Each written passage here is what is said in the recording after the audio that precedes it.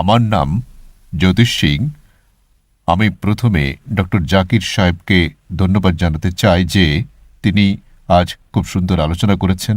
আমার প্রশ্ন এই, মনে করা হয় যে বেদ সবচেয়ে পুরাণ এবং প্রায়ই এটা বলা হয় যে কোরআন যে গ্রন্থ তা প্রথম ও শেষ গ্রন্থ। আসলে এই উভয়ের মধ্যে পার্থক্য কি? ভাই সাহেব প্রশ্ন করলেন যে বেদ অনেক পুরনো গ্রন্থ, বেদ আগে এসেছে, কোরআন পরে আসে, তো বেদ এবং কোরআনের পার্থক্যটা কি? এবং আপনি এটাও জিজ্ঞেস করতে পারেন যে আমরা কি বলতে পারি যে বেদ খোদার বাণী? বেদ, যেমনটা আমি আগে বলেছিলাম আমার আলোচনায়, যে মানুষের এটা ধারণা নেই যে বেদ কবে অস্তিত্বে আসে, কিন্তু অধিকাংশ হিন্দু বিশেষজ্ঞগণ বলেন যে প্রায় 4000 বছরের পুরনো গ্রন্থ। কোরআন মজিদ 1400 বছরের পুরনো। তো এটা পরিষ্কার যে বেদ আগে আসে। কোরআন মজিদে লেখা আছে সূরা রদ সূরা নম্বর 13 আয়াত নম্বর 38-এ, লিকুল্লি আজলিন কিতাব। প্রত্যেক যুগে আল্লাহ একটা গ্রন্থ অবতীর্ণ করেন, নাম দিয়ে শুধুমাত্র 4খানার উল্লেখ করা হয়েছে, তাওরাত, জবুর, ইনজিল ও কোরআন। তাওরাত ওই কিতাব যা আল্লাহ তাআলা মুসা আলাইহিস সালামের উপর নাজিল করেন। জবুর কিতাব ওহি যা দাউদ আলাইহিস সালামের উপর নাজিল করেন। ইনজিল কিতাব ওহি যা আল্লাহ সুবহানাহু ওয়া তাআলা ঈসা আলাইহিস সালামের উপর নাজিল করেন। এবং কোরআন মজিদ আল্লাহ সুবহানাহু ওয়া তাআলার শেষ গ্রন্থ, শেষ ওহি, যা সর্বশেষ পয়গম্বর মুহাম্মদ সাল্লাল্লাহু আলাইহি ওয়াসাল্লামের উপর নাজিল করেন। কিন্তু নামে মাত্র শুধু 4টা গ্রন্থের উল্লেখ আছে কোরআনে।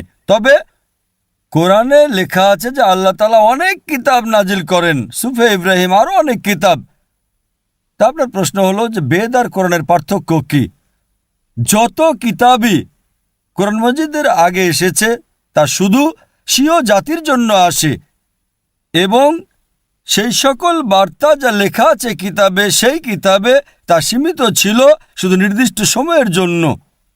উদাহরণস্বরূপ ইনজিল নাজিল করেন আল্লাহ তাআলা ঈসা আলাইহিস সালামের প্রতি, শুধু ছিল বনী ইসরাইলের জন্য, সকল মানুষের জন্য ছিল না। কিন্তু যেহেতু কোরআন মজিদ সর্বশেষ কিতাব আল্লাহ তাআলার, তা শুধু মুসলিম বা আরবদের জন্যই নয়, সমগ্র মানবজাতির জন্য। প্রথম বিষয় এটা জানতে হবে যে বেদের উল্লেখ কোরআন মজিদে নেই শব্দে। এটা বলা হয় যে প্রত্যেক যুগে কিতাব আসে, তো এটা স্পষ্ট যে হিন্দুস্তানেও কোনো কিতাব আসে। কোন কিতাব আমরা জানি না, বেদের উল্লেখ না কোরআনে আছে না সহিহ হাদিসে আছে। আর এজন্য আমি এটা বলতে পারি না যে বেদ খোদা তাআলার বাণী, শতভাগ বলতে পারি না, কেননা নাম দিয়ে বেদের উল্লেখ নেই পবিত্র কোরআনে।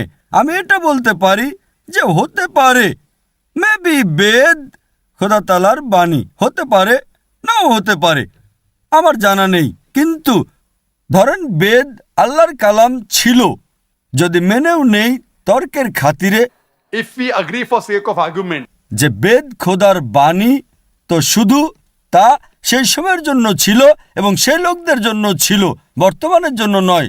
বর্তমানে আমাদের মানা উচিত শেষ বাণী, শেষ কিতাব কোরআন মজিদকে।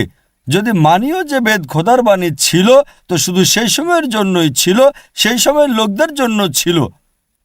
আর যত কিতাবই কোরআন মজিদের আগে এসেছে তাতে মিশ্রণ হয়েছে, তা সে বাইবেল হোক বা সে বেদ হোক। হিন্দু ধর্মের বিশেষজ্ঞগণ বলেন যে অনেক মিশ্রণ হয়েছে বেদের মধ্যে।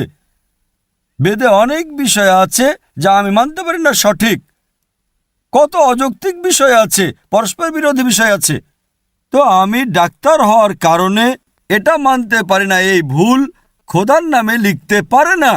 আমি আমার আলোচনায় শুধুমাত্র বেদের ভালো বিষয়গুলো বর্ণনা করি, যে বিষয়গুলো কোরআনের সাথে মিলে যায়। কোরআনের আরেকটি নাম হচ্ছে ফুরকান।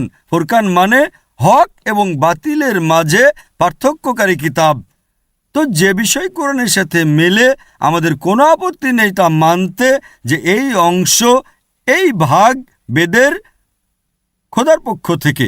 কিন্তু পূর্ণ গ্রন্থ যত কিতাবই কোরআনের আগে এসেছে, যুগের কারণে, সময় অতিবাহিত হওয়ায় তাতে মিশ্রণ হয়েছে। কিন্তু কোরআনে আল্লাহ তাআলা বলেন সূরা হিজর সূরা নম্বর 15 আয়াত নম্বর 9, আমি কোরআন নাজিল করি এবং আমি কোরআন রক্ষা করব। এজন্য বেদ যদি খোদার কিতাব হয় ওই সময়ের জন্য ছিল, ওই লোকদের জন্য ছিল। বর্তমানে আমাদের মানা উচিত শেষ কিতাব কোরআন মজিদ। সে আপনি সৌদিতে থাকেন বা আমেরিকাতে বা হিন্দুস্তানে থাকেন বা থাকেন পাকিস্তানে, আপনার মানা উচিত শেষ কিতাব আল্লাহর খোদার কোরআন। এইভাবেই এক ব্যক্তি আমাকে জিজ্ঞেস করে যে আমরা কি মানতে পারি যে শ্রীকৃষ্ণ খোদা প্রেরিত পয়গম্বর ছিলেন?